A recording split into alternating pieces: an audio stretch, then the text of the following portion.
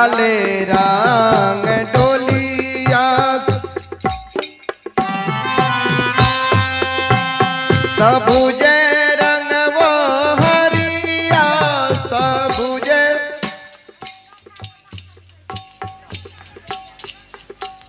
और आइए आप श्याम और घनश्याम बाबू के पूजनीय माता जी, आप श्याम और घनश्याम बाबू की पूजनीय माता जी पहदी बेला की ओर से हमारे मंडली के लिए 51 रुपए का पुरस्कार आए हैं।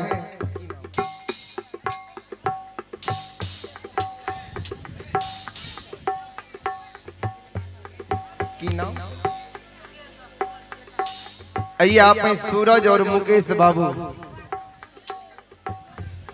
आप में सूरज और मनीष बाबू के पूजनीय माता जी और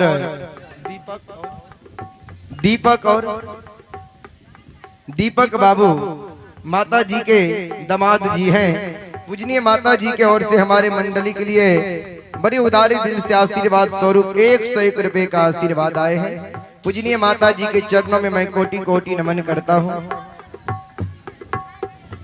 जी।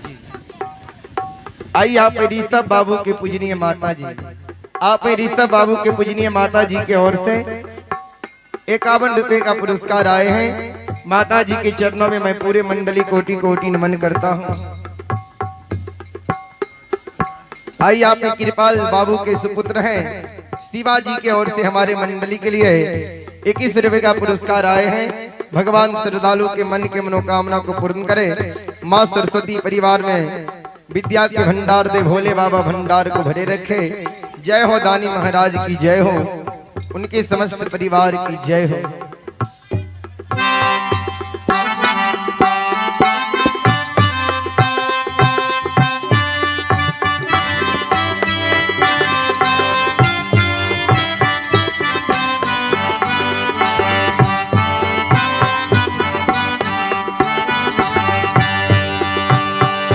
लाले रंग डोलिया सबुजे रंग वो हरिया सबुजे रंग वो हरिया लागी गेल पति सो कहाँ, लागी गेल पति सो कहाँ।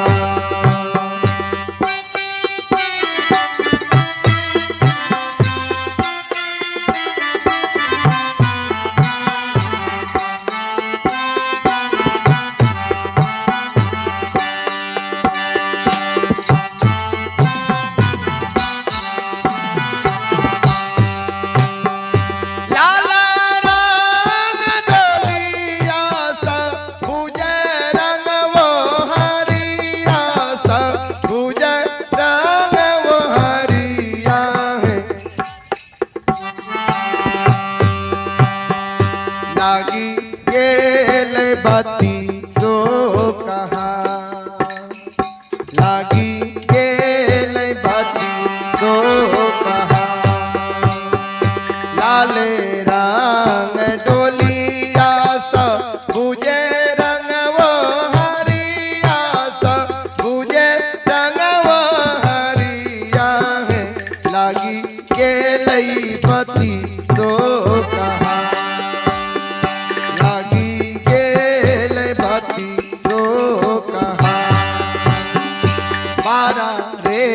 जतन से दिया धिया पोसलऊं है, दिया धिया पोसलऊं है। सेहो धिया के रामा लेने जाए, सेहो धिया के राम लेने जाए। पारा रे जतन से दिया धिया के पोसलऊं है, सेहो धिया के राम लेने जाए।